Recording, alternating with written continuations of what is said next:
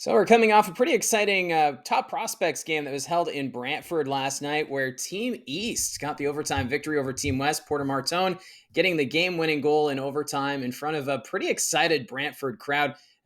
Great choice, I think, for the Ontario Hockey League selecting Brantford to host the inaugural Connor McDavid top prospects game. And boy, oh boy, was it ever a great show. And it came after a press conference talking about the future of the Brantford Bulldogs. So remember earlier this week, we learned that Michael Andlauer was selling the Bulldogs to Zach Hyman of the Edmonton Oilers and his family. Well, yesterday was the official press conference to introduce the new owners to their markets. And as of today, Zach Hyman is now officially the owner of the OHL franchise. And what we learned yesterday is that the Bulldogs have signed a 15-year lease to be the primary tenant of the new arena that will be built in the city of Brantford. This basically cements the fact that this team is going to stay in the Telephone City long term. You'll remember that the Bulldogs only moved to Brantford because of the renovations at the First Ontario Centre in Hamilton. At the time, it was supposed to be a 3-year move, and then they would return to the city of Hamilton. But just the passion in Brantford and Brantford City Council really wanting to keep the OHL team in their city. And they've done just that, as Michael Andlauer selling the team for an undisclosed amount. And the Hymans will now take over, and they are committed to the city. It sounds like Zach Hyman will be making an appearance in the city of Brantford sometime soon. Of course, he played a game in Minnesota last night and attended the press conference through a Zoom link, but he is excited. He was never drafted by an OHL team, so this will be Hyman's first experience with the Ontario Hockey League. And being an owner, not too bad, and it's going to bring even more attention to this organization, which they call it the Madhouse down in downtown Brantford, and it's exciting to see. I've been to a game already in Brantford, and I was blown away by the atmosphere, and it's going to be great to see when this team does open that brand new facility. It's going to be a 5,000-seat arena. Construction supposed to begin in the next couple of months. And then hopefully we'll have some OHL action in the new barn by 2027-28 is the target. So we'll have to wait and see on that front. But still saying all the right things that this organization is going to stay long-term. And the mayor of Brantford even saying that they have it so that the team could stay potentially up to 40 years at the arena. That's with once they pass that 15-year limit, they have extensions in place that could keep the team that long. So it just goes to show how much City Council is into the OHL.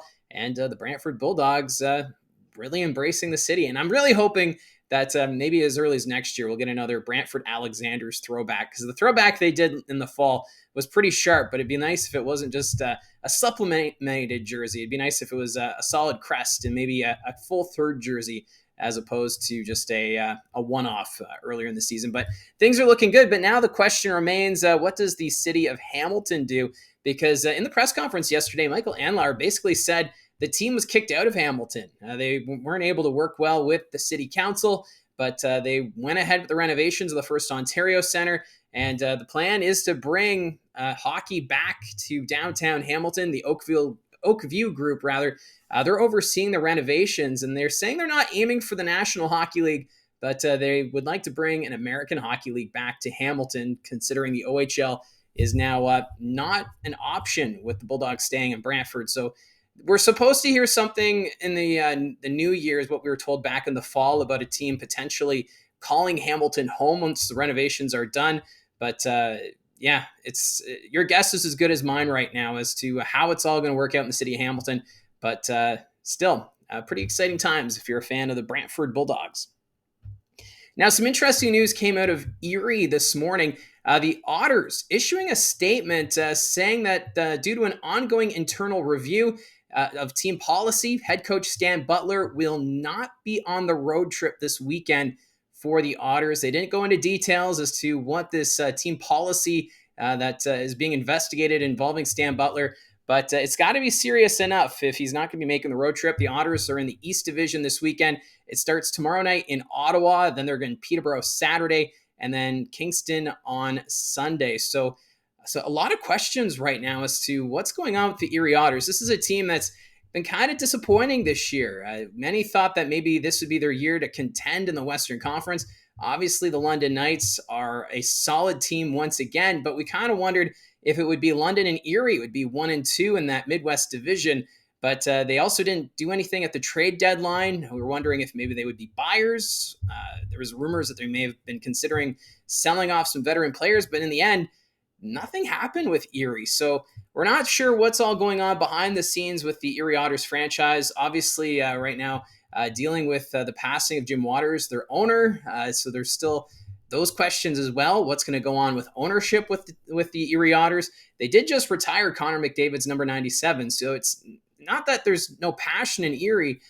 It's just, what direction does this team go? As now they've got an investigation on their head coach, Stan Butler, who he's been around the Canadian Hockey League for quite a while. He actually got his head coaching start in the 94-95 season with the Oshawa Generals before going to the Western Hockey League, where he spent one season with the Prince George Cougars, got them actually back in the playoffs for the first time in 7 years. And then after that run, joined the Brampton Battalion in their expansion season and was the longest serving head coach for one organization up until he was let go, and they were the North Bay Battalion. And then, of course, he joined the Erie Otters in 2023. He's got a great career. His resume runs deep. The only thing missing for him is an OHL championship. He got the Brampton Battalion and the North Bay Battalion to OHL finals, but just not able to get them to the Memorial Cup. But we'll keep an eye on this situation, see what happens next involving Stan Butler. But yeah, interesting times right now for the Erie Otters organization.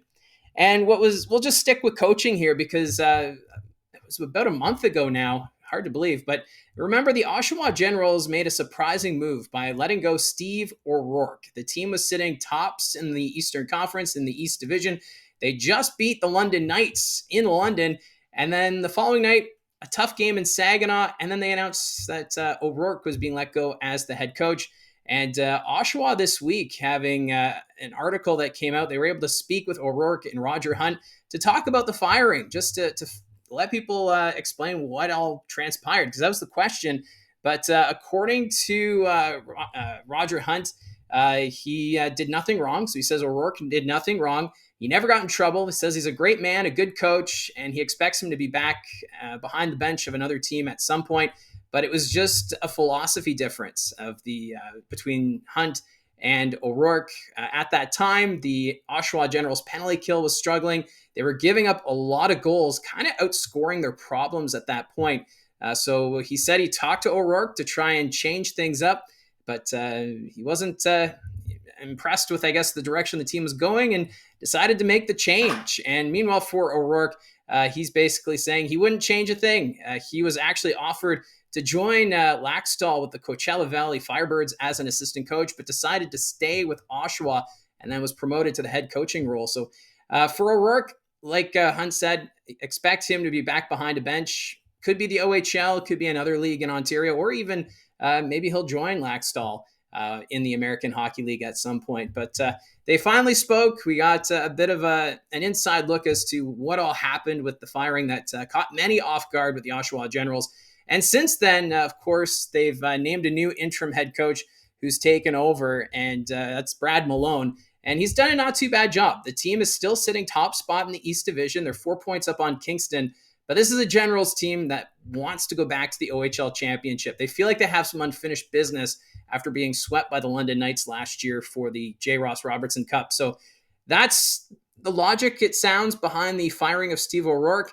But it's not the first time we've seen this in hockey circles. The New Jersey Devils come to mind as a team that would fire a head coach even when the team was competitive and on the march for another Stanley Cup. As Lou Lamoriello, the general manager at the time, he was quick to make coaching changes if he thought the team wasn't going in the right direction. And that's what Roger Hunt did here too with the Oshawa Generals. But we'll have to wait and see if it all pays off.